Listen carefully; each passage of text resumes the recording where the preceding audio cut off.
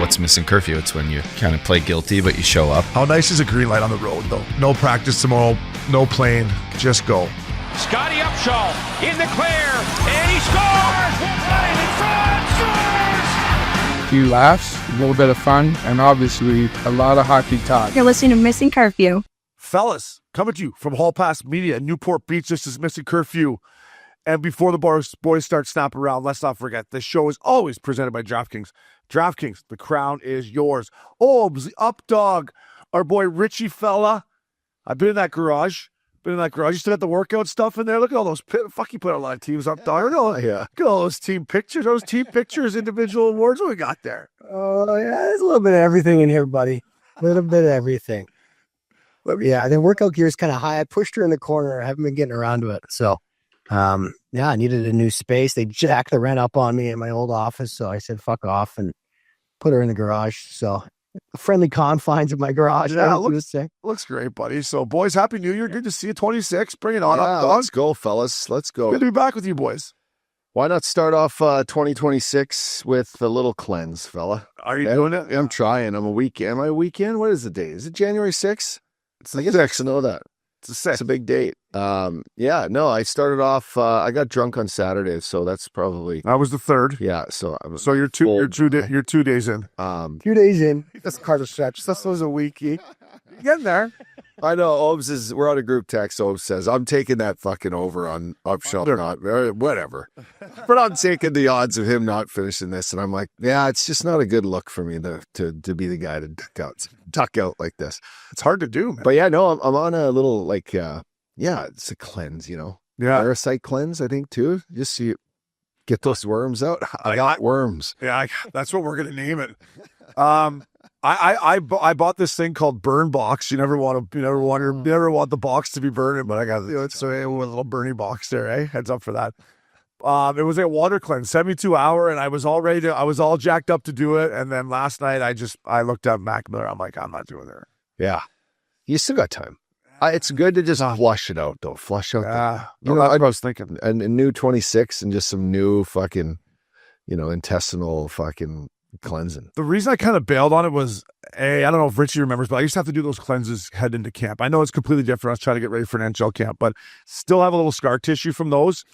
And second, I'm like, okay, I'm going to do this 3-dayer. Yeah. And then this weekend's wild card weekend. I'm going to go fucking drink a million beers, have a Casty's burger and some chicken wings. It's like, is that really what you're supposed to do? Or no, I think Oh, it's not. Richie, have you fallen into that mode of like back in the gym, do a cleanse? Like I've been 2 days at Big Canyon Gym now, and there's a lot of people in there. Can hardly find a fucking dumbbell. And it's like that, fat people in there. Between old, a little bigger. Well, the bikes are packed. We got no golf club, but people are in the gym. It's the start of the new year. Yeah. Grinding. Yeah. You know what? Yeah, we talked about it. I don't know, it was the last show before that. Talk about dry January. Yeah. Which obviously I got a party this Saturday, which is I'm going to drink at. So that didn't last long. But I've been at the gym the last couple of days, grinding at 45, feeling good. But I'm thinking about doing a fast. Yeah. Yeah. That's what I was like thinking. A 3-day fast. But I've done the cleanses with Obes back in the day with Jason Saprika when we were training this summer. But I think a fast, I've been reading some stuff on it, but if you got any tips, if you've ever done it, or it's just like the water fast, you don't drink, you don't eat anything for 3 days. Yeah, that's what I just ordered. It's called Burn Box. They give you like the 4 little things you put in your water, but that's all you get for 3 days. Yeah, you just kind of stick with salt, and you can do a coffee. Can you? Yeah, black coffee, right? Black coffee, like no calories, no sugar. You want a little electrolytes. You actually need a little electrolytes, kind of get the lightheaded going, especially if you want to maximize it and like do some workouts, do the sauna, jump in the pool, get like that sort of thing. Because you should sweat. Because the more calories you get burning, the better sort of, the better performance you'll see from it. But yeah, I think it eats all the dead cells and like all the shit that you get going on. It's like your body actually naturally healing itself. And so they say 72 hours is like where you're primed to get all those benefits. If you want to go further than that, like God bless you, it gets really gnarly. But 3 days is it's doable, Richie. It's totally doable. Have you done it to kill your kids? Yeah, I've done it. What about your wife? Do you want to kill your wife? Yeah, because I was like, I love my. That's constantly there, No, buddy. That's always but there. you know what? Irritation comes in at like hour 12 to 24, right? Like that next dinner time, you kind of like fucking you get the hangry. But then past that, start to get where you're like, you see the finish line and you see you get like a little boost to energy. You're getting your thoughts, your mind's right, and you don't quite think about food. But yeah, I have done it. I've done it twice a year the last 2 years. So I'm probably, if I was to do another one, I would be on 5. But right now I'm doing this parasite cleanse. It's like these things you drink to try to flush out, like, I don't know. People say parasites are what fucking give you a lot of Goddamn parasite. No, but like, and it's everywhere. I just got back from Costa Rica, so I'm like, fucking who knows what you catch down there. In case of The shits is what you get down there, don't you? Montezuma. No, but So what happens? we eat really good there and shit. Like, I'm not going to talk anything bad about that. But yeah, it's just I'm going to try this one. So do you get these parasites? Is it like a worm? You shit it out? Or I think what happens? So I'm following this Rogers Hood thing. It's a parafly, it's called, and it's like these tinctures you do before you eat, and then you take 1 pill a day. You're supposed to do it for 30 days. Now you can eat and fucking do all this stuff. You're not supposed to do high sugar because I guess the parasites eat off the sugar. But they people just carry all different kinds. Like if you look at these studies on parasites, it's pretty gnarly. Like they say MS might be from parasites, which Christina's sister suffers from that. So there's a lot of things like, brain fog, all the things, can be Diarrhea. Yeah. I've had a mean case of diarrhea to close out 25. I've had a mean case, man. I've had a mean case. The poor Bay Club. Sorry to Todd's dad. Man. Really? Fucking get the pipes cleaned in my stomach. Kind of those ones where you look at the bowl, you're like, how the fuck did that get up there? I said, where was that cleaning lady coming? She's got to get on her hands and knees to get that one. Poor girl, eh? Yeah, listen, I need something because I went to the hydration room and I maxed out my IVs. Oh, wow. Like, didn't max out my IVs, but she's like, unfortunately, I can't give you the steroid because this is your 5th IV of the month. I have 5 IVs in December. Wow. So I got to just They said, did you see my December? Fuck, I gotta was do in something else. Buffalo. I went to Canada. Fuck it. Yeah, the fella tour really got me, man. Yeah. That's embarrassing, though, that you can't just bounce back. Come on, Obes. Like, fuck. It's embarrassing, boys. I think I'm thinking about maybe starting a sauna, Rich. You get in the saunas, right? Like I do the steamer. Yep. I'm thinking I maybe got to get, start getting that sauna for 20 minutes because it's a game changer, isn't it, boys? I got to change. I've had it every day. I'm in it every day. Certainly is. Yeah. Every day. You too, Rich? Pretty much. I was in there this morning. Well, I wouldn't say every day, 3 to 4 times a week for me, but yeah, I love it. Do you listen to anything in there or just get in there and mentally breathe? No, I put on. I usually put something on. Yeah. Yeah. And then what about your phone? Does it not get fucking... You keep the phone low. If you keep it low in the sauna, if you have it up and you're texting sitting up, like the heat rises, it's fucking hot. If you live in a sauna, you don't have to be in there that long. It's fucking, especially mine. I got the little roof on it. But I get in there. I feel like I can go day to day if I'm in the sauna. If I don't, I feel disgusting. I feel like I'm fucking, because I don't sweat. Yeah. We used to sweat just, putting the skates on and going out and having a good practice, sweat out all the booze. Like if I have a night of some wine and fucking bad food the next day, I need to get in that sauna. Yeah. That's the thing with me. Like you swim, Rich, you were a swimmer. You're inside, your body temperature gets hot. Yeah. Like you don't really sweat. So I'm like, maybe that's why I can't shake these colds now because I'm just not getting it out of me. Yeah. Well, yeah, I did give it a try, Obes. I mean, it made a huge difference for me. And then you do that and then you pair it with the cold tub and you feel like a new person. Yeah, I have been living in the cold tub. Yeah. If you do that, that double pair, it's nice. It's a good touch. So, Richie, when are you thinking about doing this 3-day fast? Because I got all the stuff. If you're looking for a thing, this is free shout out. No free shout out supposed to be. But Burn Box, they give you the glass. The name Burn. Well, yeah, Burn Box or a little Bernie box there.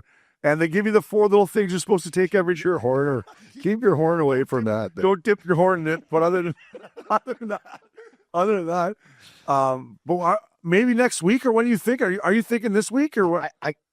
I'm not thinking this week. I got too much going on. I got a party Saturday and my daughter's birthday on Sunday, so I probably lay off it this weekend. But I got to find 3 days where I can do it. I'd do it with you if you wanted to partner, but I'm thinking about it. Do a Sunday. I was just gonna go because I'm in water. Night, boys. Sunday night to Tuesday night. Have one dinner Sunday night and then just go right through to breakfast on Wednesday. That's I got golf on Tuesday. Eh? Yeah, see?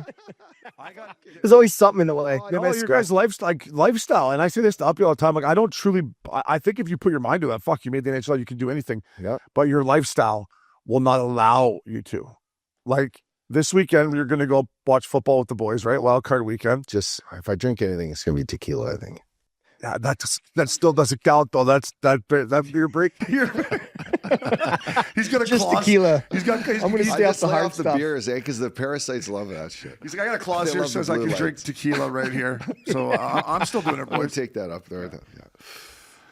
But it's funny you say about people going into Big Canyon. Like everyone comes out of the new year like, okay, this is the time. And then what is the actual length of how many people do it? It's like 10 days to 2 weeks of where Well, I would say 2 weeks is probably it, right? they work out, then they're like just right back on it. Yeah, Creatures but I would be to ask the trainer, like, how many people come in for their first workouts of the year, like on that first week, And then fade. and then just don't show up. And then by Super Bowl, they're eating nachos and just fucking Yeah. Totally. That's the time the gym guys can rinse you. yeah. Say, let's sign you up for the year. Let's get you into the year, locked in for the year, and then Usually your plan here. I got We're at the all-month special here. Give you $10 off a month. plan for you. Would start off week one, but let's get you locked in for the year and really make some strides here, eh? Make some strides. Up dog, I want to touch with you. You made a little. When did you decide you're going to Costa Rica? Did you fly? Fuck. Did you fly Christmas Day? Christmas Day, bud. We had Santa show up. No, so to answer your question, Was it a late minute? it was all the 24th. We booked our flights. The day before. Yeah, we found 4 coach flights. So lap infant, 4 seats in coach. Oh, and then Goldie just sits on your lap. Goldie sits on either Christina and I's lap. She's been a rock. Christina's been a rock star the last little bit. Fucking Goldie's got her teeth coming in and stuff, not sleeping. It's a nightmare. Yeah. So Christina's really been, pulling the torch here, or pulling whatever you call it. Hold the fort down. As a pulling torch, I'm holding it, maybe. pulling her weight, I guess. I don't know. So anyway, there just wasn't much snow in Aspen. We had no help. We banked on kind of renting the place out for New Year's. New Year's has always been a shit show there. Yeah. Um, An expensive shit show. and so we just kind of wanted to switch it up. And last minute, we kind of looked at Costa Rica, thought when would we bring the kids down there? We had Jared Pobray, Stacy Keebler, Spencer Taylor were there. They, Jared had kids. So we knew that they had just opened up this beach club at Zapotal. So we were like, let's go bring the kids there last minute. Found the last place in the little town, Las Catalinas. And we fucking, after Santa showed up, we opened gifts. G Money showed up. We had a 7:30 bus to LAX for a 10 a.m. flight to Costa Rica. Got in at dinner. Merry Christmas, everyone. Get your fucking shit. Let's go. All right. And then to even top it off worse, we had the kids up New Year's Eve for a dance party on the beach. Yeah, they saw that, ball drop midnight. Then we go home, Obes, and I had a 5 a.m. bus to fly back on January 1st. So that was even worse. Whoa. But that was just the only flight. It was fine. It was a shit show. Great trip. Lots of golf, drinking. It was perfect weather. I just love how the fucking Upshaw clan just pulls a last minute Christmas Day. Jump on the bird. I'm like, I don't know how this guy does it. Yeah, how were the kids leaving? Like, usually you get your presents, they want to play with them all day. Next couple days, how Hey, are they we'll get leaving back to after them the next gifts week. are Just all leave open? them. I'll tell you what. See you next Good point. Hey, they'll be here next week. Grab your carry-on. Yeah, Let's they're go not here. going anywhere. So No, the day my kids will be before, balling. Don't forget your pre-check, Izzy. Come on now. the day before, Daddy knew, that our flights were booked. So I stopped off at Surfside and I got him loaded on some like Costa Rican stuff that I was like, hey, so this is the present from Dad that you're gonna bring on the plane. And I had those little surf guys that go in the waves. Okay, so, I had new. so yeah, I love those little surf guys. Yeah, they're sick. I had new new flip flops. They each had like hat, board shorts. Okay, that was smart. So I did like the surfy aspect of it. So they brought those toys. Beautiful. You did like your own little version of the Four Christmas to Say where they're flying to fucking Fiji. Well, I still want to go to Fiji. Up dog just on the bird to Costa Rica. Yeah. I'm like, this is. Yeah, it's a long flight. It's 5 hours. It's not easy to get to. But No. once you're there, you're just like, fuck, the air is so nice and the fucking weather's perfect. Yeah. The monkeys are flying around. It's just another thing added to the legendary of Upshaw being a fan. Let's go. Jump on the bird. We're heading to Costa Rica Christmas Day. Let's go. So I'm glad you had a good time, Up dog. That's great. Hey, Happy New Year, boys. How was the New Year? I battled through it. Me and the Ice Pick brought the New Year's in together. He was drinking fucking Ice Pick. What were you banging down there? Vodka, Red Bulls there when it got close to the ball being dropped? I was drinking beer all night, but no, the waitress came up to me and just gives me a Red Bull. I think it's a Red Bull vodka, and it's just Red Bull. So I guess then I asked for vodka at that point. Oh, she tricked you. She tricked you, fella. That's all right. I didn't even ask for the Red Bull. It was a happy accident. Yeah. Shout out to Todd Pickup at the Bay Club, though. They put on a nice little live music. Pick's got a great little setup there. I was battling, I'd come down. I go, give me 2 of the biggest glasses of Jameson you got. Chug those down. Hammer the fucking pen.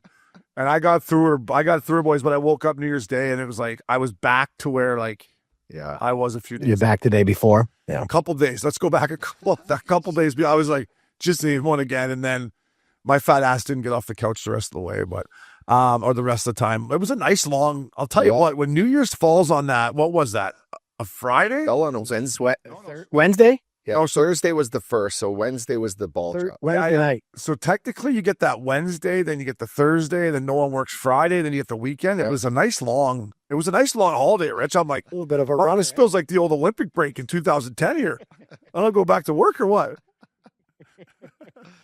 Richie, what did you do? Did you guys stick around town? Did you go up to Pine Canyon? What was We just went up to Flagstaff Pine Canyon for like a week, and then we just hung with the kids, trying to teach them. My kids have never really learned how to skate. They never wanted to, and all of a sudden this trip they wanted to learn how to skate. So I was on the ice every day. We were there trying to teach, and I realized I don't know how to teach how to skate. I have no clue. Just do it. Yeah, it's like I'm saying, bend your legs and do that. Fucking bend your knees. Let's go here. That hard. Bend your knees. He's fucking look at Dad's doing. Just push. Turn him over here. Turn him over. I wasn't turn him over. I wasn't a great teacher. I just kept saying bend your legs and push, but they got it figured out, and it was a lot of fun. But yeah, I realized I shouldn't teach little kids how to skate. Yeah, well, it's tricky. I jump on this here. Do you hold them from behind? Do you hold their hands? You know, like. It's hard on your back, by the way. That's the problem. Is when your kids are 5 or 6, you actually want them pushing one of those things around. And I think it's the only way to actually learn, like, to push off an edge and to get down a little bit, right? And like sit down a little bit. But I did the from behind thing where I was holding Bowie, who was 4, turning 5 in a week, but I was holding her, and she almost took my nut off because she was starting to run. Yeah, and her heel almost took my leg. Like came up, you know what I mean? Yeah, you're that's real dangerous. You gotta be careful. Yeah. So I said, that's enough of that. But throw the jock on, eh? Throw the jock on, fella. Yeah. The best, Richie, though, is to put them in just gear and let them fall and let them just just so they understand like falling's part of the deal. Just watch how I used to. It doesn't hurt. It's fun. It doesn't hurt. Feels good actually. Yeah. Yeah, my New Year's, boys, was pretty good. They just they set up this stage on the beach down there. As you guys know, it was like a full moon too, by the way. It was coming through like that week, right? Like, so the sky was lit up there. It was beautiful. They had these dancers, not like the type of dancers like you'd find in Vegas or 11 or whatever, but no, it was good. It was one that we spent like with the kids, which was cool. I hadn't really like had the kids out to say like, okay, kiddos, like fucking in 30 minutes we're starting in another new year. Was that their first New Year they made it to? Yeah, that's pretty good. First New Year they made it. So Izzy's what, like 6? She's 5. Beckham's 3. That's pretty impressive. Yeah, and did they make it to midnight? They were just a ton of kids running around. They made it to midnight, dude. Made it to, and then they went down at 1:15. I got them up at even the baby.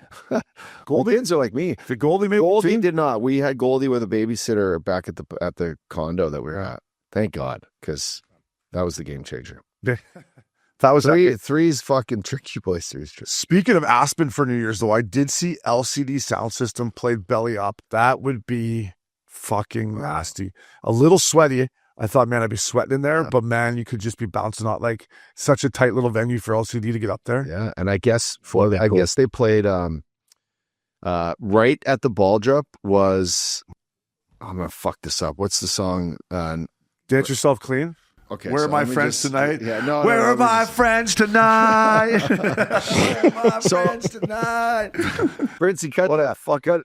No, right at Dance Yourself Clean, right at the drop was midnight. When that song hits, and then the boys just went crazy. And then I guess there was an aftershaker that was just 10 of 10. Larry says Flowers. He says Flowers. Flowers, was that right? Oh yeah, the guy's living in Aspen. I'm like, anyways.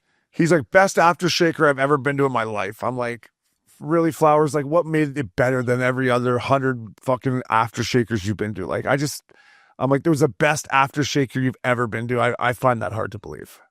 right? Like, what made it the best one ever? Probably for his girlfriend was with him. How good of it could have been. Yeah, well, that's true. I'd say you judge that off of the music, the talent in there, what time it goes till, and then kind of what kind of recreational stuff we're getting into here. I mean, the best after party I think I maybe ever been to was up in the hills when that song Panda, Panda, Panda, Panda. That party to this day goes down as one of the most legendary ones I've ever been. Just on where was that at, Hobbs? Huh? You remember where it was? Somewhere up in the hills. It was fuck. I was up there. Houses. I was up there, high rich. It was almost on the other side of the Hollywood Hills, on the back side. I want to say I ran into a couple hockey guys that night that were randomly there.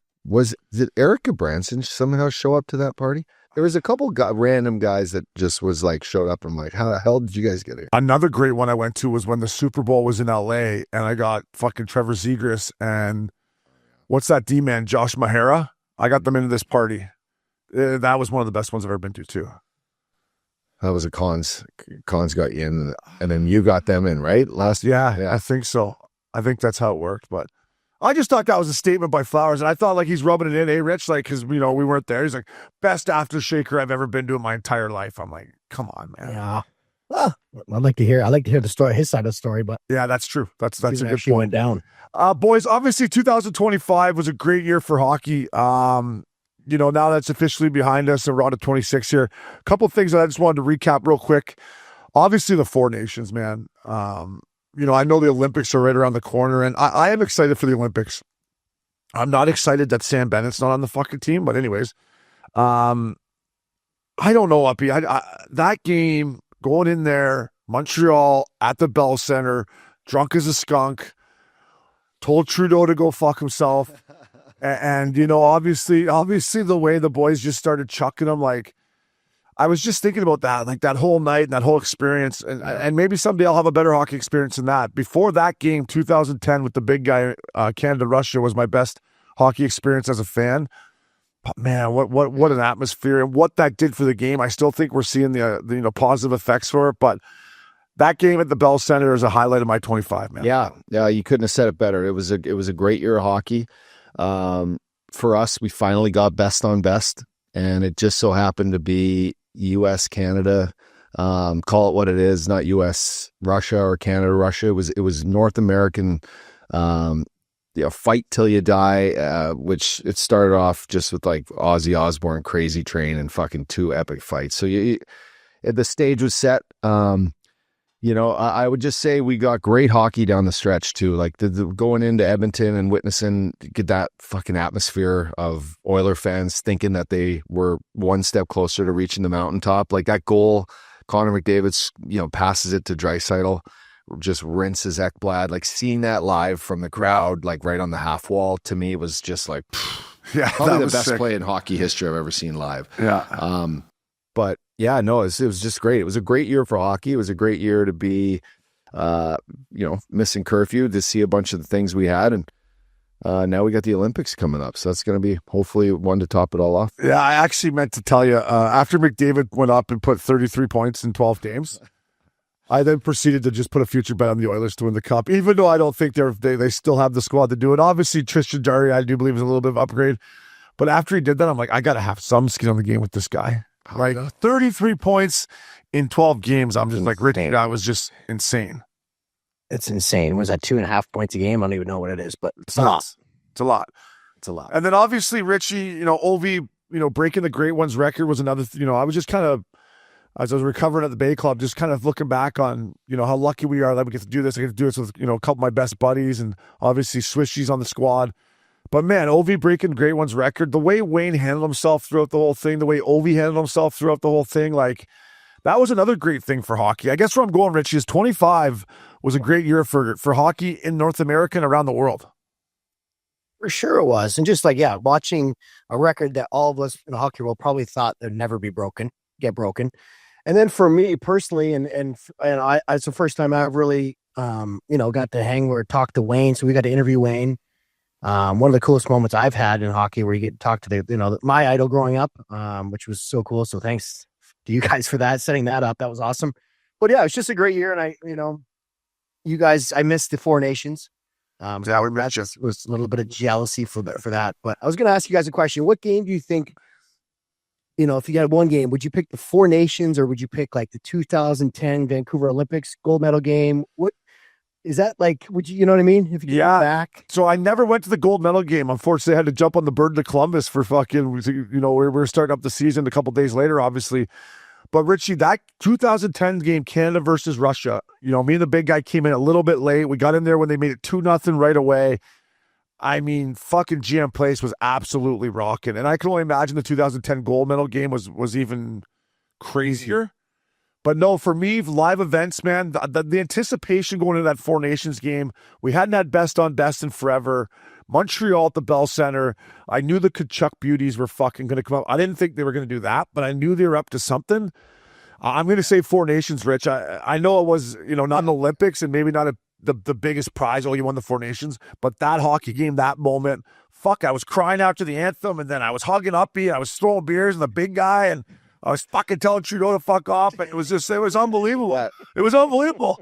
I just want to add one more thing. I think that the stage was better for the Four Nations. The cathedral of hockey, the Montreal Forum or the Bell Center, for example, just hockey there. It was freezing. It was snowstorm everywhere. It was the city was rocking. We hadn't seen best on best in such a long time. You had Crosby, you had McKinnon, you had McDavid.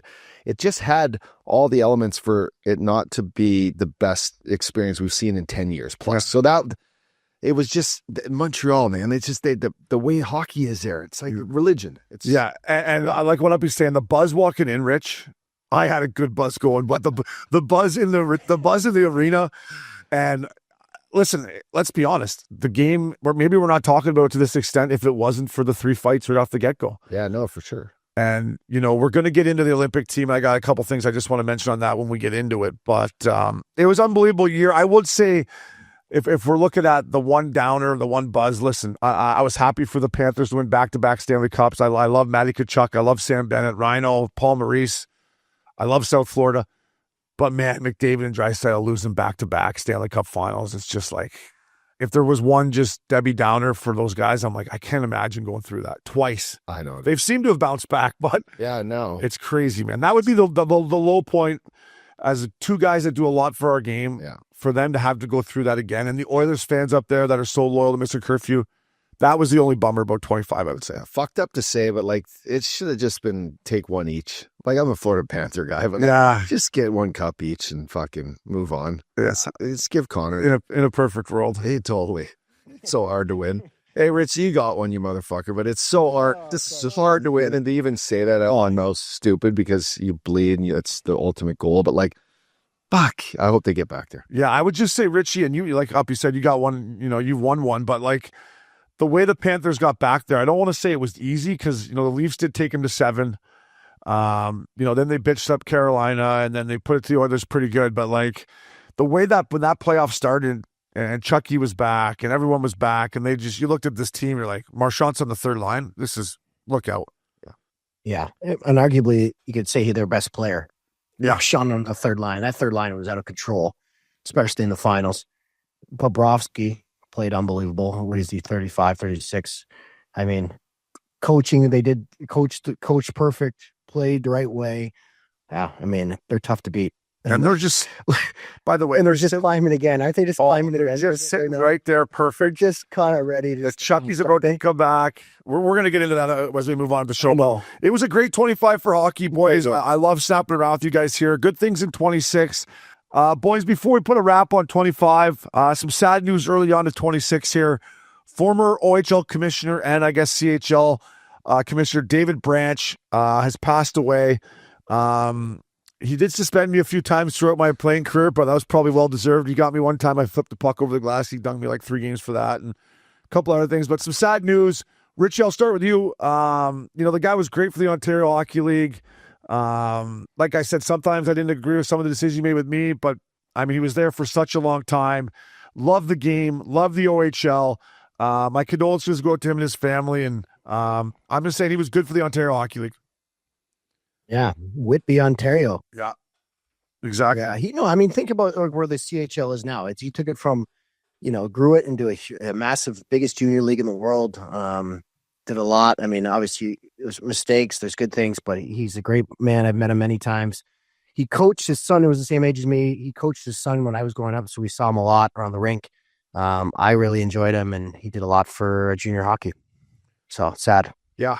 Yeah, no, he was around a long time. So our condolences go to him. Thoughts and prayers to his family. We'll be right back. I'm Missin Curfew.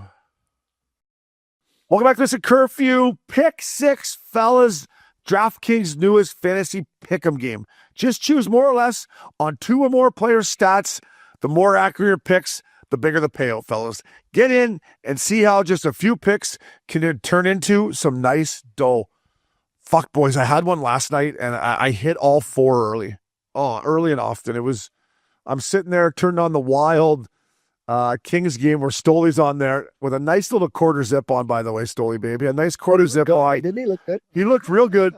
And then I had to laugh up, dog. What was it called? What's this little segment called? You know, Rich? Something with Stoley, it's called. Oh, I don't know. So anyways. Inside the dot or something.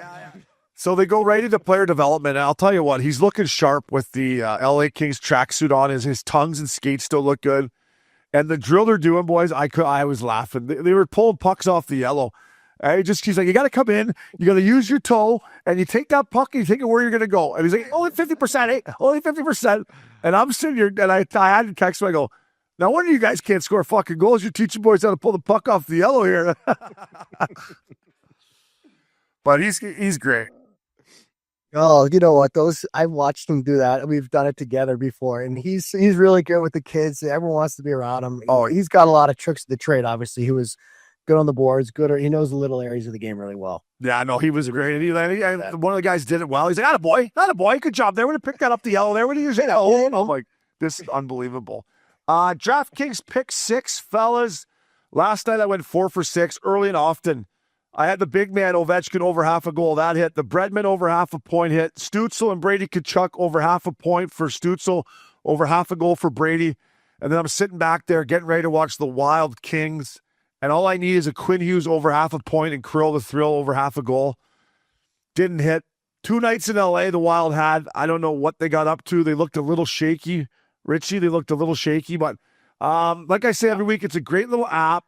I usually go, Richie, 3 guys to get a point and 3 guys to get a goal.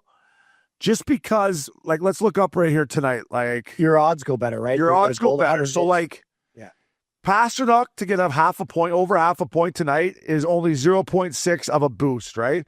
And then you go over to goals, and it goes over like a 1. Like Leon Draisaitl, over half a goal, 1.5 times X. You know what I mean? Yeah. So if you want to get the odds up, dog, you got to get the goals. Yeah, do goals or the 3+ shots. I don't do that enough. Like, if you look at tonight, I would look at Draisaitl. They're playing Nashville at home. He's going to score tonight, is he not? I took him. Play probably 1.1x. Yeah. I got Cutter Gauthier back in Philadelphia tonight. 2.5 shots on goal. That's how bad is he going to get booed in Philly tonight? They're going to boo him right out of the building. Right out of the building, but he'll be shooting it. Jack Hughes over 1 point, McKinnon over half a goal is pretty much even money, by the way. Yeah.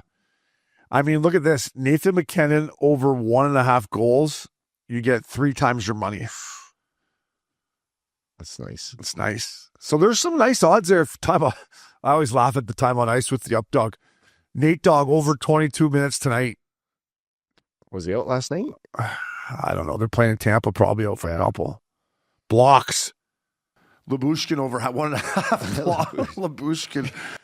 I would take the over there. Yeah, look at this. This is a plugger this is maybe where I would have been, but I don't block shots. Tyler Myers. Simon Benoit from the Leafs over 1.5 blocks. This is a meat and potatoes kind of. That's funny, the blocks and stuff. The blocks are unbelievable. Then power play points, which is I find an interesting one too. Like Nathan McKinnon over half a power play point. Draisaitl over half a power play point. They got all kinds. First goal scorer, last goal scorer. If you can get creative and get some odds involved there. So boys, get involved. The Pick 6 app at DraftKings. You got to have some skin in the game.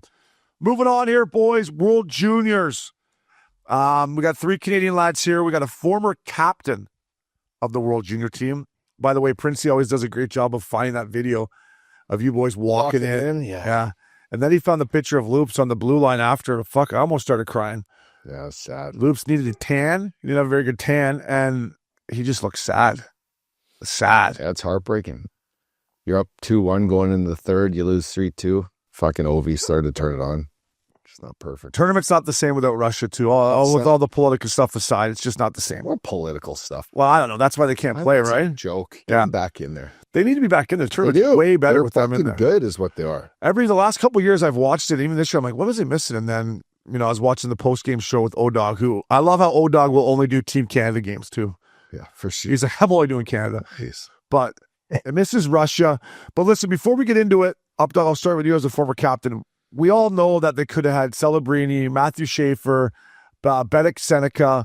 I'm forgetting some more guys here. There's 4 or 5 guys that we could have had that are in the National League. Sam Dickinson, who's a defenseman for the San Jose Sharks, who they fucking could have used. I'm going to talk about defense, but Updog, as a former captain, that's 3 years in a row.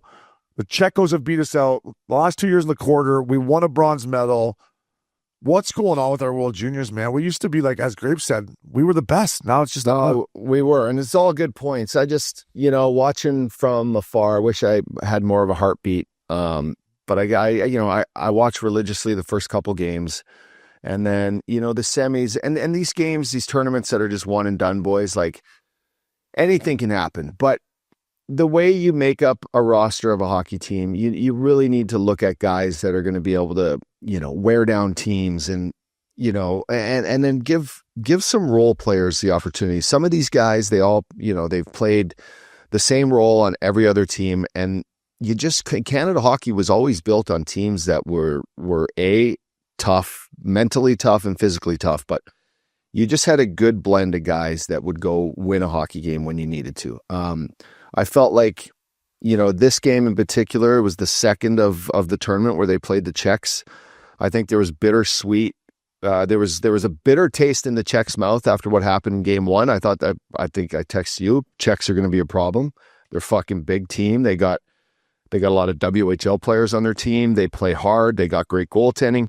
And ultimately, I had to question the way Canada and, specifically you scoring goals, you're skating by their bench, you're the team captain, you're going to whack guys on the ass. Like, what kind of message does that send to not only your team or like the NHL scouts watching, but the other team who you're going to probably face again? To me, that was the start of the tournament going, fuck, is this really the team that are we acting like this? We're basically on home soil and fucking you're as north as you can possibly be. Half the crowd is your fans. Don't give them a reason. Go fucking kick their ass, score goals, win the game, and move on to the next game. That was always kind of the mentality we had as players. So Richie, it became the question now is, just hockey and hockey in general and our culture in hockey, the way that youth hockey is in Canada, from, it being too expensive to tens of thousands of kids not signing up, a year, continually not growing the game the way it used to grow.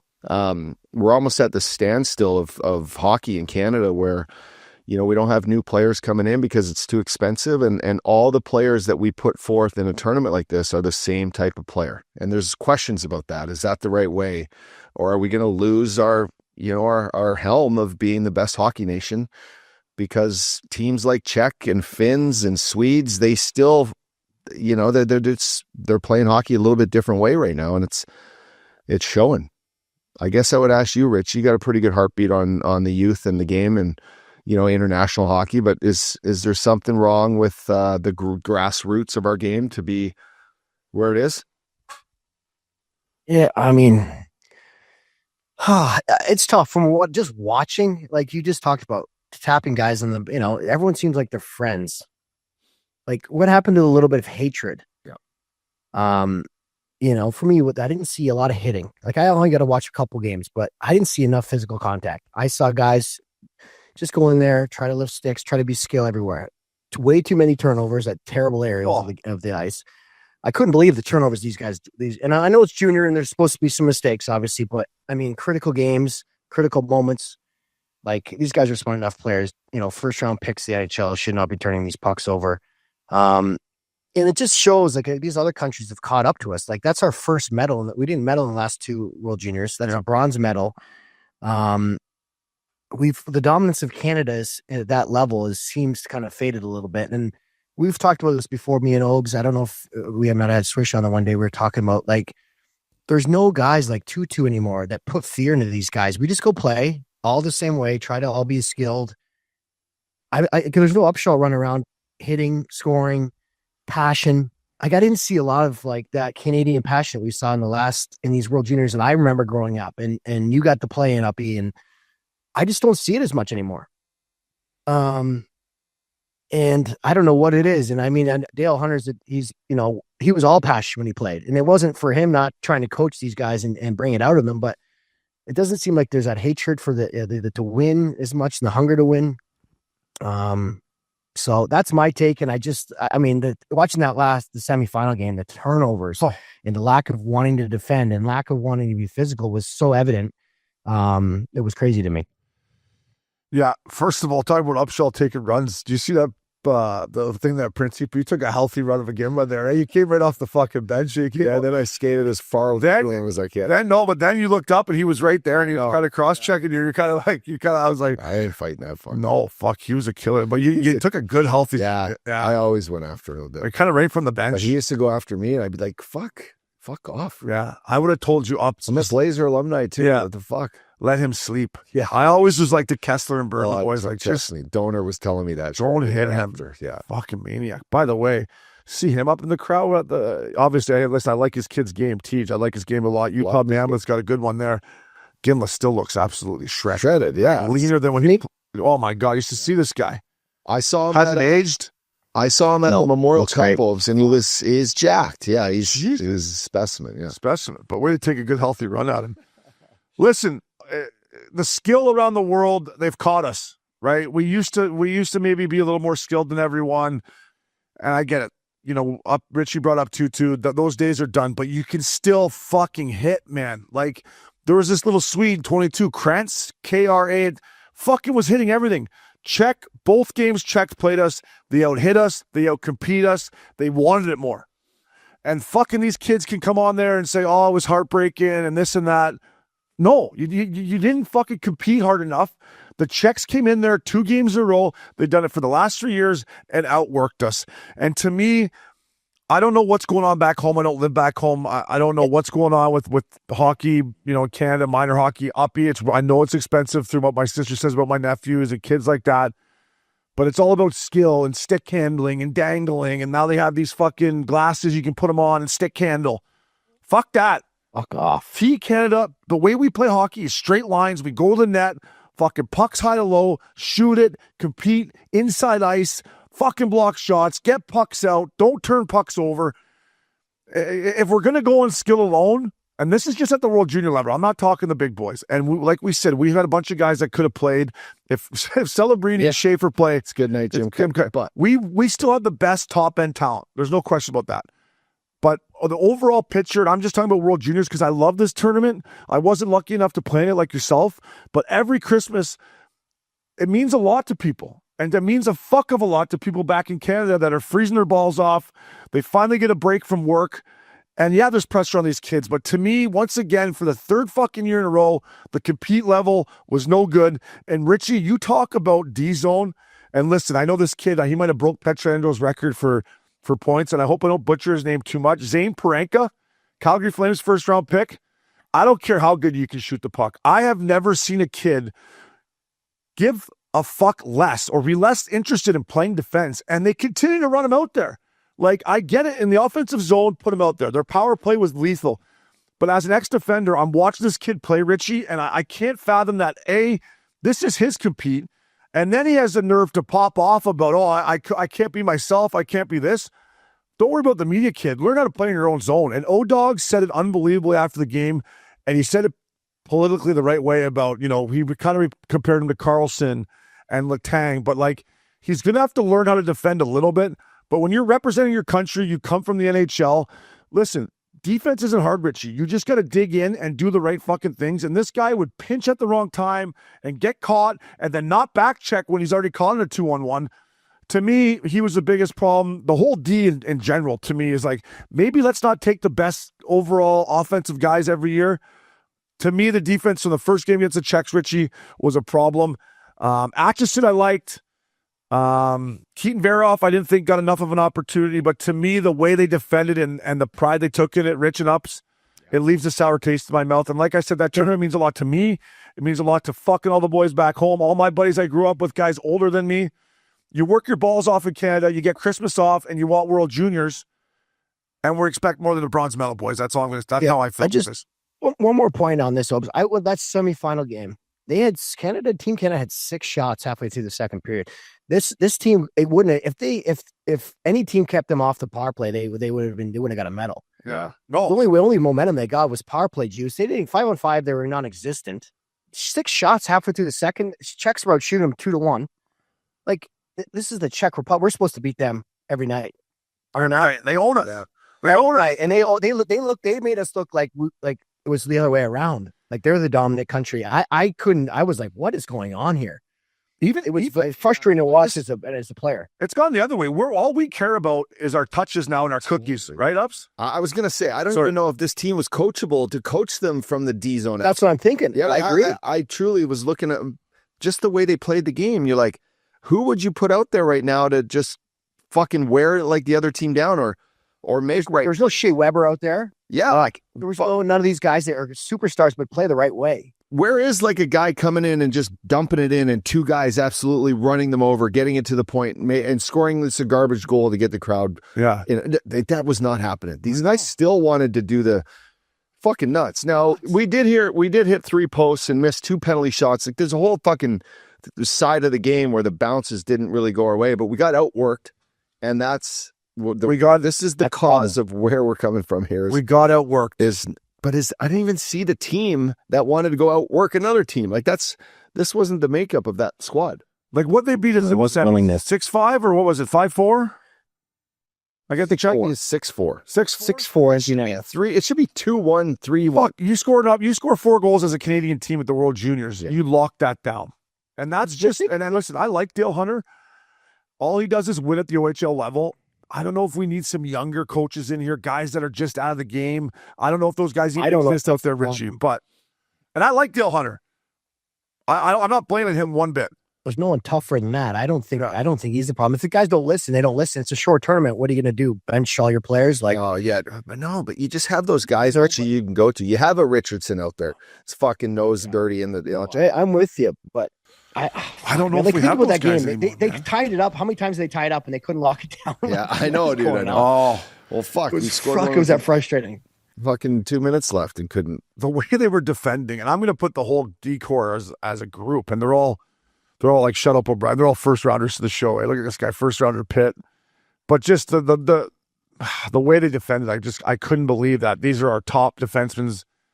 And that was their give a fuck level in the D zone, and it ended up costing us. But what Uppy said, Czech outworked us from the opening faceoff. I honestly thought it was our year. I didn't see a whole lot early, but once I got back here, I didn't miss a game. I was worried about Sweden. I was worried about Finland. USA, I thought was going to take an early exit like they did. But as soon as that game started and Czechia came out, I was like, these boys want it more than us. And they could say all the right things after the game. We're heartbroken. You didn't prove it to me out there. And it's a fucking World Juniors, man. I know. It's really hard. So I look back and just from an experience of you go through the motions for that tournament, it all happens so fast. And you're there and you got buddies from the WHL or guys that you battled against, and now you're building a team from these 3 leagues. You know that it's a week-long tournament and your ultimate goal is to win. I don't think what these kids realize is just you can go on and have a great career in the NHL. You're going to have great teammates there. You're going to have a chance to win a Stanley Cup. But like you're always going to look back on this and go like, fuck, we couldn't have dug in more. Like the mistakes, call them mistakes, but digging in and knowing that, you just, all you had to do was fucking play defense. If that mentality was ingrained in you, your experience there is like, you know what? We played a way that has made us the nation we are for hockey. And we lost that way. Okay, fine. But no, when you go in thinking we're just going to dangle and we're going to fucking win these games, 7-4 shootouts against these teams that are big and they care, they give a fuck, it doesn't work. It's a coin flip. When you go in going, I'm going to fucking kick your ass and we're going to be the bigger team. We're going to pound on you guys. Then if you lose, you're like, fuck, we let the chips all fall. You know, right. This is great. They're going to look back on this and these kids will forever, but I lost 2 gold medal games by 1 goal to Russia. And these kids don't even have Russia in their tournaments. I know we're losing the Czech, but like, they're going to look back and go, man, we didn't have our 3-4 horsemen that really could have probably put us over the edge, but we didn't either. I didn't have Bowmeister or Stephen Weiss. There were guys didn't come back to our fucking team. I was just going to say, that's the way it is every year, right? We've been dealing with that every year. We got the NHL. I'm talking about the collective whole of our World Junior team. We should still have enough not to get bounced 3 years in a row by the Czechs. And listen, they've come a long way. And Uppy, you're right. I think 8 or 9 of their guys play in the CHL. Yeah, they play the right way. I just can't imagine being on that bench. You were there. You're the captain. Or us 3 on the bench, and we're getting kind of outworked and kind of run out of the building, so to speak, by the Czechs. And there's no like, hey, let's go here. Somebody hit somebody. We'll kill one. Up you go, run the fucking guy. We'll kill it. Like, let's change the momentum. And they just kind of hope play after hope play. And when Richardson texts us on the Missin Curfew, he's like, are you kidding me with these turnovers? I was thinking the same thing. I was losing my mind. Running in the goalie penalty late was not perfect. That wasn't perfect. That wasn't perfect. At that point, that was a shitty call. Though. That was a dumb play. That was a dumb play. It was dumb. Did he push him in there? No, he just barreled. No, he jumped into him. He did, eh?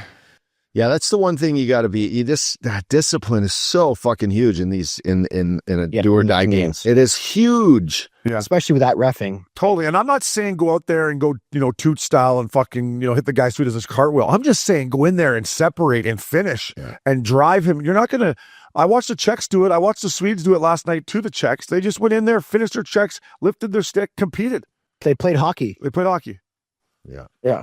Those Swedes are a fucking good team. Fuck, they had a good squad. They gave Czechs nothing. The Czechs scored a couple of empty netters, but other than that, it was a 3-0 just beat down. Yeah. There's some guys in that Swedish team that are already built like men. Like I'd place them in on any fucking NHL team. Just the way they were skating. Yeah. And there was some highlights to their team, right? We talked about T.J. Ginla. Michael Hegg's the guy. Brady Martin, who's a Nashville pick. I absolutely love that kid. He got hurt in the semifinal game against the Czech. That hurt us a bit. Porter Maritone, their captain, Philadelphia Flyers. They got a good one there. Michael Misa from San Jose. I wasn't sold on him. I thought to be determined, but like Richie says to me, these guys. Sam O'Reilly, who's a Tampa Bay Lightning pick from London. I liked him. There's things that I liked about it, but as a whole, 3 years in a row, I don't know, man. We're supposed to win this tournament. I don't think the boys left it all out there. Gavin McKenna had a great tournament. He had 14 points in 7 games. His worst game was against the Czech. Is that just bad luck? Or if you're a scout, does that scare you? Or it's one game, he's young, right? Yeah, one game. I don't know. I mean, yeah. Obviously you wanted a player like that to play his best game in the big games. Yeah. Right? Like that's the guy you're like, oh, we got to lean on him tonight. But he had a good tournament. He's a young kid. He had 14 points in 7 games, so it's tough to put it on him. They had the team, man. I thought they were gonna, I bet on them. I thought they were gonna do it. They had. I think if you ask these kids, and Uppy made a great point. He knows it better than anyone. He lost 2 of them. Maybe not. This year, maybe in the summer, maybe next year, they're gonna look back and be like, they had the team to do it. They just needed to play a little bit harder. Should have dug in a bit more. Just dig in, boys. Next year, it's in the old Edmonton, and then right there in the taint of Red Deer. So we're back on home soil. It's a great tournament. I love watching it every year. I've had enough of Mike Johnson, though. I can tell you that. Maybe get another guy to do a color there. Give Johnny the night off every once in a while. Pierre McGuire was great back in the day. Yeah, he was great. Yeah, he was good back. Let's get Daryl Sutter in there to coach these guys. They'll play hard. There we go. Hey? Hey. There we go. There we go. There we go. Win or lose, hit the booze. Up, dog. Get this guy a Labatt Blue, fellas. Just even in dry January, you still got to just reach in for the fridge and grab one of these, fellas. Brought to you by Labatt. With Labatt, you can buy beer and get gear. Go to their website, fellas, snap a photo of your receipt and upload it to gain points towards exclusive merch. Any size, any product, anywhere you're buying Labatt. Sign up at rewards.labattusa.com, fellas. The pristine Pilsner. The pristine Pilsner. I took the old Sprinter van out there the other night for dinner, and I won't say who it was, but I opened up the Sprinter, and he's just sitting there with a fucking ice cold Labatt Blue Pristine Pilsner. I said, how's that taste? He says, these are fucking great. These are great. I go, yeah, there's a bunch of them on the seat there, boy. Oh, fuck, open it up. Open it up. Get yourself a Labatt Blue. Stammer the Hammer, 600 goals. Stammer, get yourself a Labatt Blue, fella. Don't look now. Yeah. The Nashville Predators, ever since the Updog went in there and talked to Trotzy at Toots' thing, told him to get her going there, Uncle Barry. Yeah, you're on the hot They're seat. right fucking back in it here. Let me pull it up here, boys. They're right back in the thick of things. They've been playing great. Stammer, I'm happy for him. He seemed to have found his game. Worst case scenario, boys, if they kind of, tinker here after the Olympic break, the way Stammer's playing now, if they do want to move him, they're 3 points out of the playoffs. Stammer's playing a lot better. Nashville's humming. Get yourself a Labatt Blue, 600 goals. It's nice to see Stammer Richie playing the way he can. Lots of hockey left in him, if you ask me. I agree with you. It was one of those things that just everything was going so wrong for Nashville. It seemed like it was kind of deflating the whole group. But things have turned around, and he's playing a lot better. He's got his skating. Look, he's got his jump back. He's shooting the puck, and yeah. I mean, I'd love to see him on a contender. That's for sure. Carolina. What's the 600 goal club look? Carolina. What's the 600? That's pretty good. That's a pretty exclusive club, isn't it not? I think Probably like 15 guys, maybe 20 guys. I don't even know if it's 20, Richie. Yeah. Let's see. There's Ovechkin right at the top there with 914 Sid, pucks. is Sid there? Sid's there, right? This is 500. Here we go. He's still 600 up there. pucks ready. I got it right here. Fuck, more than you thought. There's Stammer, Oh, yeah? 600.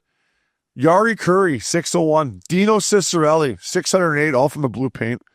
Bobby Hall, 610. Jerome, 625. Burnaby Joe, 625. Tell you who's not scared of a blue light. Dave Anderchuk, 640. Sid, 649. Shanny, 650. Robitaille, Solani, Lemieux, Yzerman, and the Moose all have 600 goals. Moose has 694. And then Mikey Gardner's got 708. And then you got Yarmir. Yarmer's got 766. Hawley, 741. Marcel Dion, 731. 21 20 players, guys, eh? But 21 21? players, yeah. 21, Updog, to answer your question, 21 players. In 21 guys have scored 600 Well, tonight. he would have been the 22nd, so that's Wow. 20 seconds. It's pretty good company there, isn't it? so there's 3 active players with it right now. Sid, Ovi, and Stammer. Yeah. It's impressive. It's a lot of snipes. Yeah, 600 is a nice touch. How many do you think he has right there from the old one-timer circle? About 450 of them? Not as many as Ovi, but close. Oh, Ovi, I was watching him play last night. It's great. It's just great watching him out there right now. Isn't it? Oh, he doesn't come back hard at all. He's just circling. It's awesome. It's awesome, as he should be. Stammer. 2 tickles. What do you think about Nashville, though, boys? Here they're sitting right now. What do you do if you're Uncle Barry? Now, and I want to say this, because earlier in the year, I asked, I don't know if Richie was on this one. I think it was Swish and Updog. And when Calgary got off to a horrendous start, I said, Richie, right now, Craig Conroy should start trading guys. And the reason I wanted that was because of what has happened here lately. Now they've played their way back into it. And now you're Connie, they're 5 points out. He gave them an opportunity to just fucking trade everyone at the start of the year. And now these boys, because they have pride, have fought their way back into it, much like Nashville. Like sometimes, Richie, should you trade guys when you're at the bottom of the barrel instead of giving them opportunity to fight their way back? Or are these teams both still kind of not playoff teams in your opinion? I mean, it's tough because, right, you don't want to. It's Calgary and their owner. He doesn't want to tank, which for a reason I don't know why. But Calgary, look how many teams they got to jump overs. 5 points doesn't seem like a lot, but you got to jump. All these teams aren't going to lose. No. So you got to jump. You're jumping all these teams. For me, Calgary's not a playoff team. And they do have some nice pieces to move. You know what I mean? Like Coleman, it would probably get you a first-round pick. Just your Rasmus Anderson gets your first-round pick. So we got to hit what you're trying to do. That's what I mean. Lumber will go get you, fourth, fifth-round pick or something. But it's one of those decisions. Is Calgary's going to finish every year with this team from 8th to 18th to 6th? They're not going to make the playoffs. They're going to finish in that dead zone where you get a 14th, 15th pick, which it's a kind of a crapshoot. Like you're not getting a top 3 where you're getting this kind of a star. That's what I So they're always in the they're kind of, as you said the other day, caught between the shit and the stink. Yeah. You know what I mean? So for me, I would get rid of these guys because it's just kind of a hoax. Which is they're good enough to kind of hover around a playoff spot, and then we missed by 2 points. Calgary, they had him. Connie had his chance. She's like, you could have been like, you guys have started so bad. You're gone. You're gone. You're gone. Yeah. Brand new building coming. Get a top fucking 1 or 2 pick. And now these boys, because they have heart and they do have good players in Calgary, they've climbed their way back into it. That if you're Connie, you're like, can we get in the playoffs? Now you're back in the same position that Richie just said, and now you're sitting there being, okay, let's give him another month. Yeah. Let's see where we are in a month. The only good thing about this, the only good thing is the players are actually playing better, so they're better value. Getting more return. That's where you're still like, well, fuck it, they don't know this, but I'm still fire sailing them all. Yeah. But at least these scouts are seeing that these guys still give a fuck. Yeah. So there's, Yeah. Well, and it's true when you tank, or you're not tank. I hate to say tank, but when you're going when you're going in that direction too, you can't give up all your veteran guys because you need some presence around these guys to show the young guys how to play and do it the right way every day, right? If you just let these run guys, it's like the inmates run the prison. It's not going to be a good thing. No, you know what I mean. You need some veteran guys that show up and they lead. So it's tough to give away everyone, but I don't know. And as far as Nashville goes, I would give them another, a month or whatever, and see if we can climb back in. They're only 3 points. If they stay hot, if not, you get rid of them. Yeah, because I think Nashville's probably a better team than Calgary on paper, right? A lot more high. Definitely more top heavy. I mean, more top heavy. When you look at Nashville's, like when you get down to the nitty gritty of their, their third and fourth. If you look at their top 6, they have some, they're pretty good players there. Their top 6 is really good.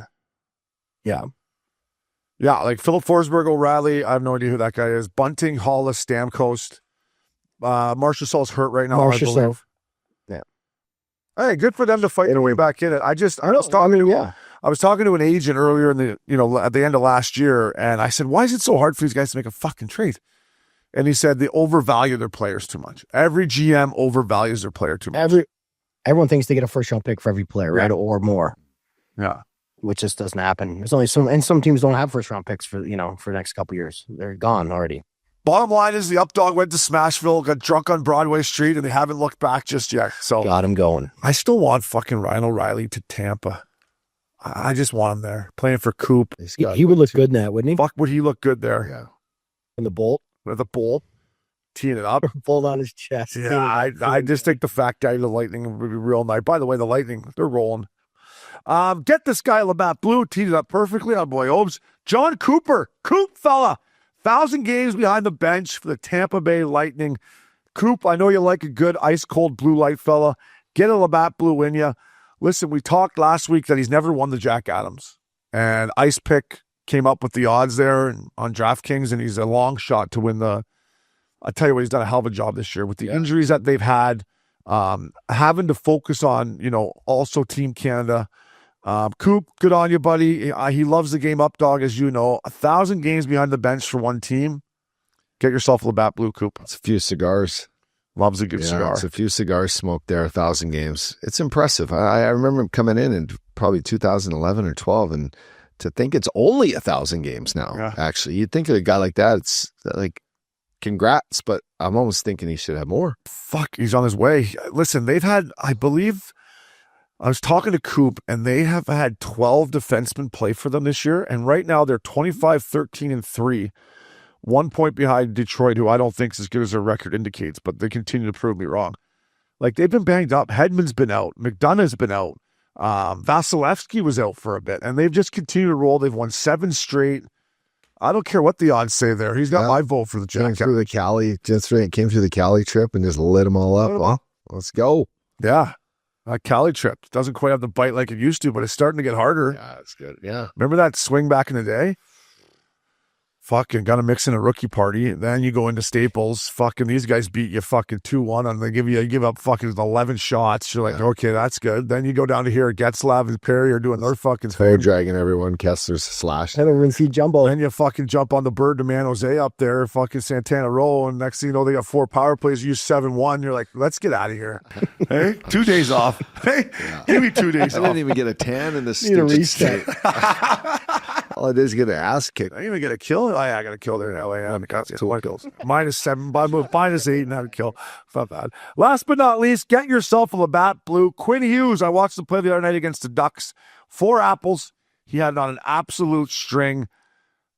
Listen to this back end. Hughes, Faber, that's their top pair. Spurgeon, Brodin, Middleton, Zach Bogosian.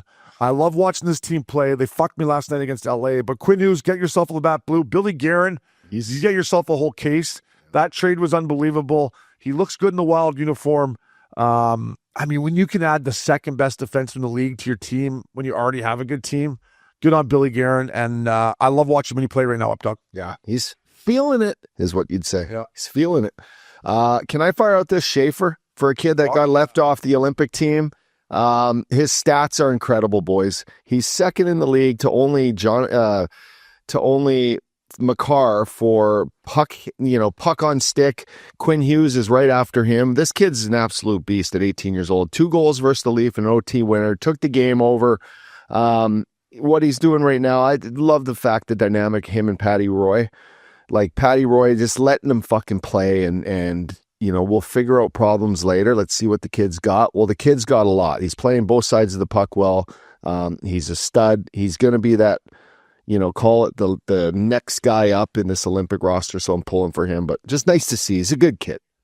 He's a great kid. And before we turn it over to Richie, get this guy Labatt Blue. Watch that game. Fuck, the Leafs had it. Got to give the Islanders credit. They continue to come back. Scores the OT winner. His first game on Hockey Night in Canada. Gets the towel. What's the first thing he says? Man, I'm so happy I got my Hockey Night in Canada towel. So it still hasn't changed, boys. No, it's good. You got to get that Hockey Night in Canada towel to feel like you belong in the National League. And that kid is fucking buzzing, Richie. Buzzing. I just touching on him. Did you see that goal the other night where he took the defenseman wide and cut it in and tucked it in? It was insane. Oh, yeah. I mean, even the OT winner was a great pass by Marty Brazel. But for Schaefer, I'm talking about against Toronto, he times it perfectly and comes right down the pipe and rips that fucking low glove on Joseph Wall. It was an unbelievable goal.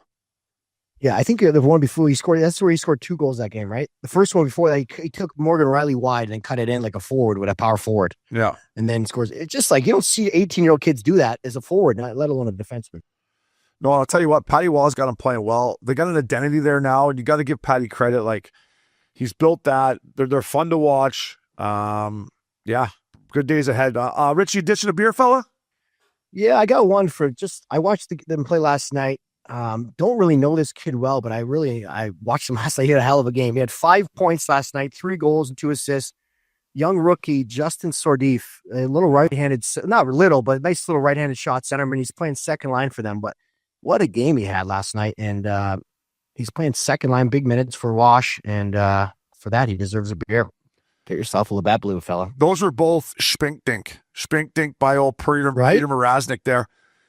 I almost took the Caps, Then I went on, looked at their injury report, got scared away. Should have taken the over. Poor Duckies, Your boy, Coach Quinn there. Does he want me to get in shape? Back, though. I could get in shape. Does he want me to get in shape? I'll fucking stop. I'll get on a fucking 30-day water cleanse here. I need more than that, Rich? I need more than 30 water day cleanse, bud? Fuck. A 3-year water cleanse. What are their goals? I'll be ready for next year come trade deadline, bud. Got a 3-month water cleanse here. Here we go. They're still in a playoff spot. What are their goals against? They've given up 153 goals. They got to be almost dead last. That's dead last. Oilers 143. Oh, yeah. They make the Oilers look good defensively. A poor goalie, he just gets just makes that's the worst in the fucking league. Well, there's got to be. Yeah, 153 goals against. What are the Avalanche? That's a season for the top team. The Avalanche have given up 8 goals all year, I think. Where are they here? You're probably giving up 70? 19. They've given up 93 goals. Their plus minus differential is plus 72.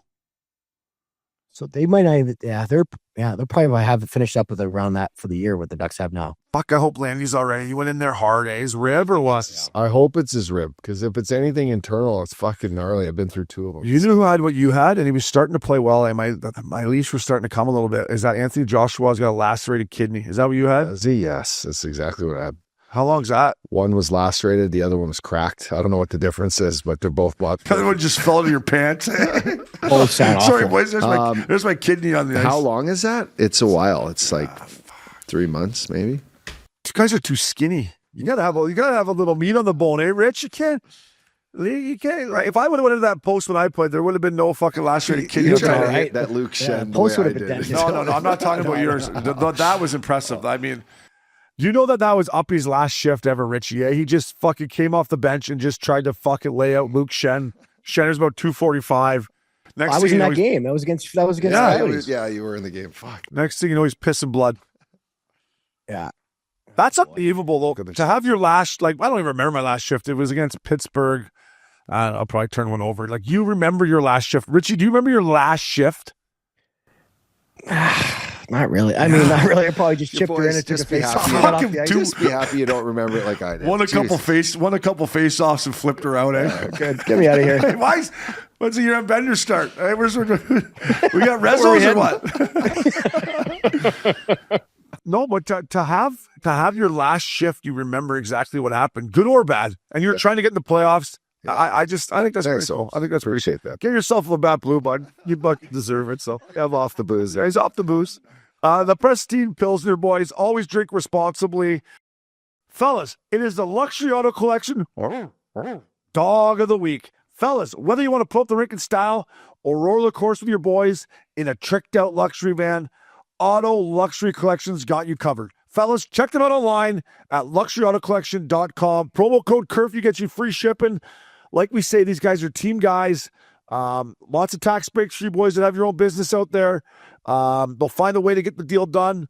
Rumor has it, no money down.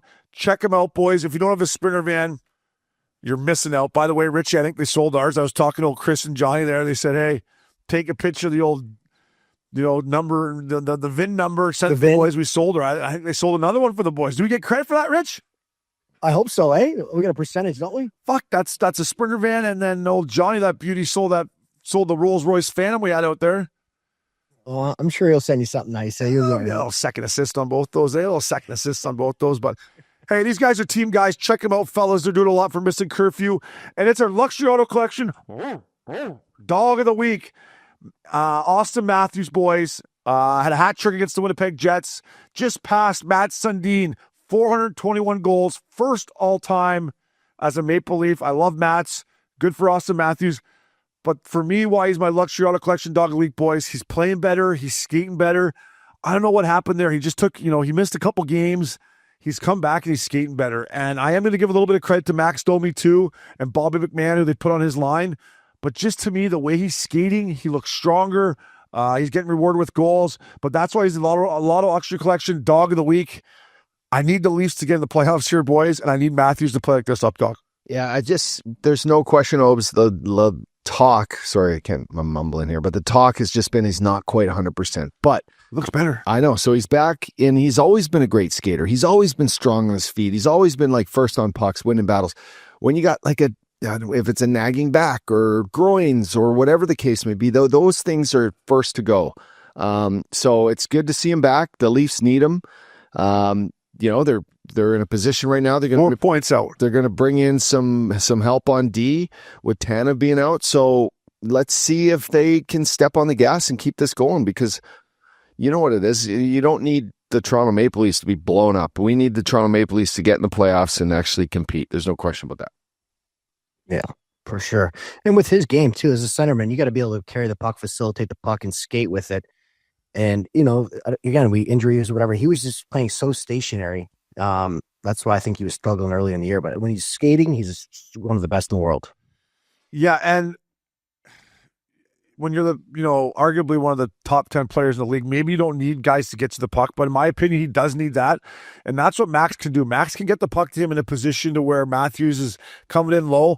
And then I got to give credit to Bobby McMahon and good on Chief for putting him up there, because he can go hunt pucks, Rich. He can go in, get biscuits, knock them away, and their cycle game has really come a long way. So AM34, congrats on passing Mats. Your Luxury Auto Collection Dog of the Week. Up dog, my man, around the National League, the best league in the world, presented by our good friends at Eagle 4. Fellas, ready for a getaway? Missin Curfew listeners getting 20% off, fellas, at the Balboa Bay Resort here in Newport Beach with code Curfew. Fellas, whether you're lounging by the water or you're enjoying waterside dining or you just want to unwind in true Newport Beach fashion, we've got you covered. This is a special limited time offer until the end of March. Oh, fuck. Yeah. This, fellas, is a special limited time offer for available stays until the end of March. And boys, springtime here is absolutely fantastic. So hurry and book it now at balboabayresort.com with code Curfew. Come on out. Watch your team play at the Honda Center or Crypto. 40 minutes from Crypto, 20 from the pond, depending on traffic. Get out here. Enjoy the finer things of Orange County. Around the National League, boys, listen, first things first. I usually bag on the Winter Classic. I like this one. I don't know. I love that it was in Miami. I love that Matty and the boys pulled up in Ferraris and Lambos, and he was smoking a cigar, and he had Kit's eyewear on. So thank you, Chucky. I didn't like how both teams did the same Miami. So lights. look, yeah, but The Rangers, someone from the Rangers has got to check with the Cats and say, what are you guys doing? No, and mix it up. I would imagine so. I think the league should have figured that out for them. Like, One team put should it have where, like, you can't both wear white jerseys out there. Yeah, one team should have went Scarface. Yeah. Right? Just Scarface, couple of guns coming in. Hey, what's going on, boys? Hey, say hello to my little friend. Hey, but I thought it looked great. The weather was, I believe, right around 60. The roof was open. The ice was good. Guys weren't freezing their balls off. The fans had a good time. The one thing I might have changed a little differently is I might have had some like stuff around the ice, like some tables maybe. Like, no, can you not have like some tables down there or a party? It's always been a little tricky there, yeah. But I agree. It's Miami. I know, but the fans sitting in like the first 5 rows, they can't see shit if you put like elevated tables around them. Maybe not too elevated, but just instead of having like the pond, like I liked how the one part was beach on the Florida side, and then on the other side was snow for the Rangers. But I just thought maybe down that Florida section, maybe like, what is it? Maybe not 11, but like hot tubs. What were the clubs down there? They could have had some nice little fountain blue. Let's have some shakers down there with some bottle service girls. Let's get her going, Rich. Right? Well, the only thing with the baseball stadiums are hard, right? Because it just doesn't set up perfect for the viewing points for the fans. That's the only thing. I thought the game was great. I'm sure the experience was awesome for those guys. But the baseball stadiums just don't seem to have the same viewing points as like a football stadium or whatever you're going to do, but our normal stadium. But I thought it was great. Chucky was the highlight. I thought the Panthers killed it again. I thought it looked great. The ice looked good. Listen, it was one of the best games speed-wise that I can remember in the Winter Classic, right? Because they're not battling the wind and the snow and the puck and ice bounce and the puck bouncing. Like, yeah, the Rangers won that game, but the Florida was all over. Yeah. I mean, Zibanejad scored a couple of timely goals, but Panthers were all over. I thought the pace was good. I thought both uniforms looked good.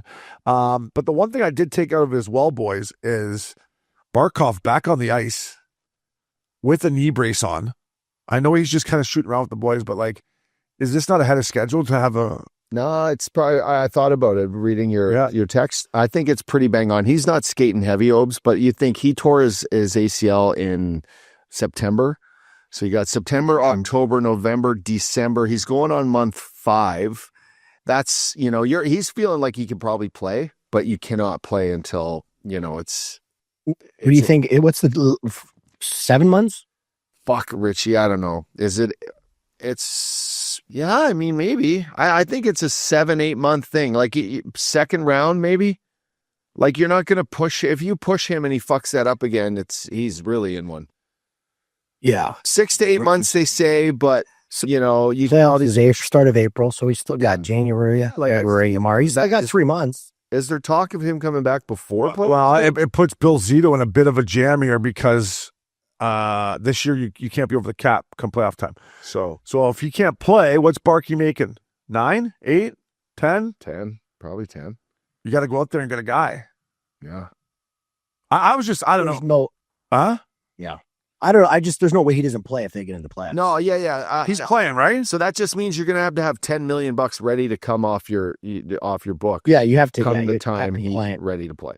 Yeah, well, I believe that they haven't replaced them all year, so I think they're all right. I could look that up.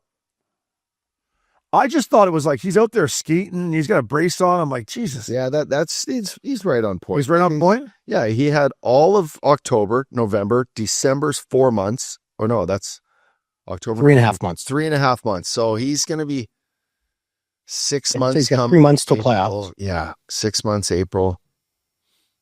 Yeah, I mean, he can push him. He's a beast too, by the way. So he's right now they got Chucky and Barkey off the books. That's almost $20 million. Barkey makes 10. Chucky makes 9 a hook. Right now it says, if I'm reading this right, $23 million in cap space. Is that right? Projected playoff cap space. Yeah, $23 million. So Barkey's 10. They're gonna have 19, almost 20 coming back with Barkey and Chucky. We'll have a couple $1 million and add one player maybe. Yeah. They're in a good spot anyways, but it's crazy that they still put the Chicago went through it for those years where they kept winning cups and they let go 2 guys and keep fucking Siebes and Keith and Taves and Kane and Crawford. But like it's hard to like which guys you bump and which guys you keep. And I just saw Barkey out there with a knee brace on and he's skating and Chucky's skating, and I'm just thinking, Rich, we touched on it a little earlier, but like here they come again. Like it's just like they're right where they want to be. They're fucking 2 points out of a playoff spot. Chucky's coming back any day now. Seth Jones just got hurt. He's out a couple weeks, but tell me they're not just going to come right back ready to rip roar again. Yeah, I mean, heads up for the Cats. There's no question they enjoy playoff hockey. I got an idea for a Winter Classic. Vegas on the Strip. Build a fucking rink like they build the F1 and play a game downtown on the Strip. Is that doable, Rich? Can NHL manufacture? Fucking throw it in the Bellagio fountain. There you go. Fucking puck's in the fountain. Timeout. Puck's in the fountain. We need a new biscuit here, boys. But for a guy who is historically, I hate the Winter Classic, I thought Miami got it right. I thought it looked great. Panthers deserved a better outcome. Moving on around the National League, presented by our good friends at Eagle 4. The Olympic rosters have been named, boys. I'm going to go first on this one. Listen, it's tough. It's tough to pick these guys. I'm pretty much okay. Well, no, I'm not okay with Bo Horvat and Nick Suzuki both being on the team. To me, listen, it's got to be Sam Bennett for what he's done. You know, Conn Smythe last year, back-to-back Stanley Cup. But not only that, man, for him to go out, we touched on it earlier, at the Four Nations and fight Brady Tkachuk. Brady's bigger than him. He's fighting above his weight class.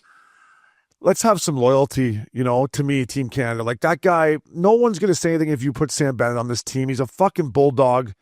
To me, that one, I still can't believe it. There is time available for him to get back on it. But that one, to me, if they don't find a way to win gold, and I still think they will, that could be a reasoning. But a couple surprises for me, boys. Mark Stone was a surprise for me. And Bo Horvat and Nick Suzuki were the 3 surprises for me. Yeah, you know what? Yeah, I would think with those guys, like again, it's so hard. There's so many good players, so you're nitpicking here. They're all good players. I think they would have picked between Horvat or Suzuki, not having both, right? Like, fuck, you know, I don't know if you need both. And I like, you know, obviously both great players, but I can't believe Sam Bennett's not on this team. And I'm sure it came down to, like, and Cirelli too. I like Cirelli, great player. But I'm sure the familiarity with John Cooper in Tampa is that's why Cirelli's there, right? He knows what he's getting. But to leave a guy like Sam Bennett who can change a game with one hitter is crazy. Yeah. And he might be there in the end. You know, you never know. Couple surprises on the back end for me. Like Sanheim, don't love his game. And a guy like Shea Theodore, you know, like got a Matthew Schaefer who we've talked about a lot on the show.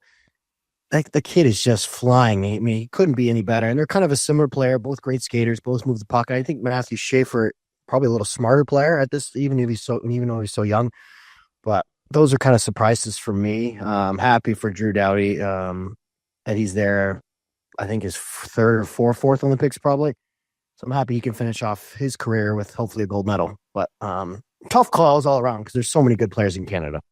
Yeah, I got no problem with Dewey being the old veteran on the back end. But to me, like when I look at this, and we're nitpicking here, obviously Cale Makar, Updog, you did say Devon Taves got banged up last night, I believe. But like, I would add the guy, and maybe I am biased, but like a Brandon Montour, a right-handed shot that can get up in the play, can fucking bring some, if you are down in the game or you're a little flat throughout the tournament, a guy that can jump up into the play. And when I look at this back end, like I love Colton Parayko, but like he's not really going to jump into play. Sanheim, not really.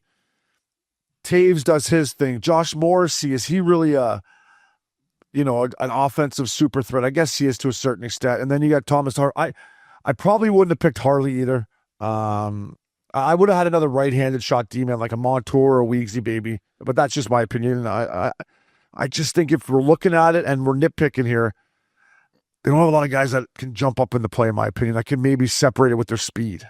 Yeah, I think I look at the D and I just think that is as big. If you're going to bring in some guys that can handle some physical, like, if games are getting fucking strong and tough, you want a couple guys in front of the net that are, making it hard on guys. And you can't just put the best, Weegs and Montour, like they're great NHL defensemen, but in these tournaments, if you want a little size and a little fuck you, Sanheim's probably going to give you a little more. Theodore might give you a little more.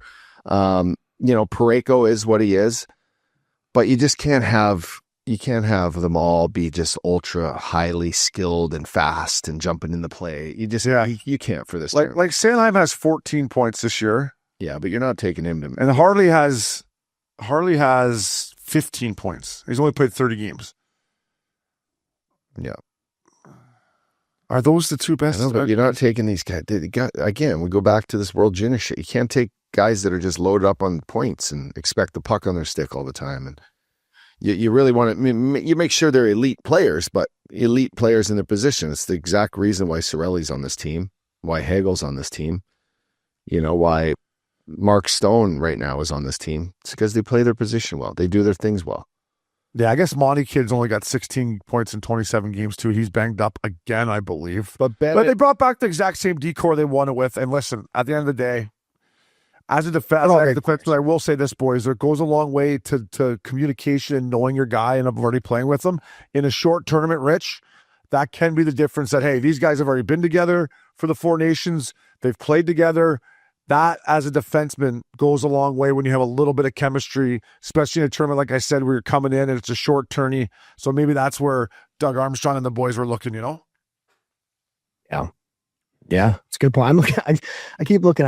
Keep thinking Bennett on that fourth line with Tom Wilson would be scary. Scary. No, that is a big snub. If you fucking win Maybe the put like a Hagel, you put a Hagel or something with Smythe, you win 2 back-to-back cups. You're a guy's guy. You're a well-spoken kid. You're friends with McDavid. Like, there's a lot of fucking just Marchand. You got Marchand, Reinhart. Like, I don't know. It seems like a no-brainer to take him. This has a lot of writing of John Cooper on the wall. It does. Sorry. The Coop dog. If Coop had to say one thing, it's let's take Cirelli over Bennett. But Cirelli, I got no problem with just because how good of a PK guy he is. Like, he had some blocks in the Four Nations where he's just fucking a couple big blocks against Sweden. And maybe I'm a little biased because I'm a former Lightning and I love the Coop dog. But you're right. There's definitely people back home that are saying, Cirelli. There's a lot of better players than Cirelli, and a lot of people. Nick Suzuki, I think Suzuki's a kid you're going to look at in this tournament and go, "Fuck, he's doing everything right. He's doing everything well." Like, I think. But I think that's. I got no problem with Cirelli, but I got no problem with Cirelli either. I got a problem with fucking Bor Horvat. I'm not going to sell. I'm not going to lie to you about that. I got a problem. Again, that's just. But that just goes to show you we're like going to the World Championships, right? He went to the World Championships last year. He played well there. He's also having a hell of a year. What? He's having a hell of a year. He's having a great year. He really is. He's hurt too right now. A little something going on with his knee. There's going to be injuries, right? You got to think there's going to be one or two guys. Hopefully not. I'm sure there is. That happens. So Team USA will leave that for next week when Swishy. Finland and Sweden both got good hockey clubs. I just look at Finland. We talk about Barkey. That's a huge blow for them. I did take a look at old Team France's lineup. They're a little thin down the middle. Fuck it. You got a French passport. There you go. A little water fast and you're right there, bud. A little thin down the middle, boys. I'll tell you that. But Olympics right around the corner. Coop and the boys. Good luck, boys. Go get that gold medal. Last but not least, here it is our Jäger Iciest shot of the night. Presented by Jägermeister. Serve it cold or don't serve it at all. Jägermeister. Damn, that's cold. For more info, visit Jäegermeister.com. And fellas, always drink responsibly. Boys, I apologize. This was last week. I was watching this game. The Tampa Bay Lightning were in town. I had the Lightning in the game. Kucherov, baby. Roll it, ice pick on the power play. It is a great dish here by Hagel. We talk about Hagel. Watch this dish by Hagel through the box, and old Kuch will take care of the rest. Well, bam. Whoosh, fucking spink, dink, bar down. Watch this view from behind. The view from behind the net is the one that got me. Talk about a great little, this one right here. Watch where this ends up. Right by Dostal's ear. That is NHL. Damn, that's cold. That is our Jäger Iciest shot of the night. Kuch is on a mission, man. Oh, that is so filthy. Like when I was watching it live and saw the replay, Richie, I'm like, that is just, and just effortlessly, like your driver, eh, Rich? Just effortlessly, Stay behind it. Stay behind it. Stay behind it. Trust it. Trusting, baby. Come on now. Yeah. I mean, Little tight draw. watching Kuch play, and I'm going to say, actually, I've been watching the Devils play a little bit too, and that Jack Hughes too. He's the way he can kind of slow it down and just put it to people in positions. I watched the Lightning all the way through their West California swing here. Kucherov's on a mission. So that's our Jäger Iciest show tonight. Richie fella, good to see you. Garage looks nice, buddy. I'll get you a signed O'Brien jersey. I think you can fit it maybe right over there by the water cooler or whatever. Hey, I'll find one there for you, buddy. But Happy New Year. Love snapping around the up dog. Welcome home, my man. Thank you to Hall Pass Media. Max, the ice pick pickup, and our boy Casey, Kyle Conway. Think of you, fella. That was Missin Curfew, fellas.